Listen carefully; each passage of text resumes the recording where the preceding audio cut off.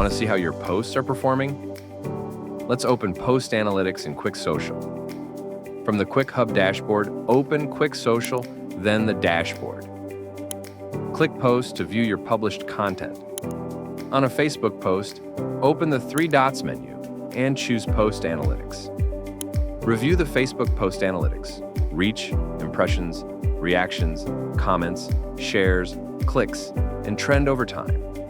Use this to spot what resonates and refine your next post. Now, let's take a broader look at your Facebook performance with Analytics in Qwik Social. From the dashboard, click Analytics, then choose the Facebook platform. Open the All Option Info icon to see what's included in this view.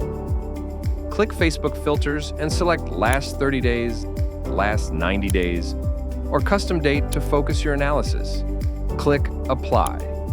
Review Facebook Analytics: reach, impressions, reactions, comments, shares, clicks, and trend lines to see what's working.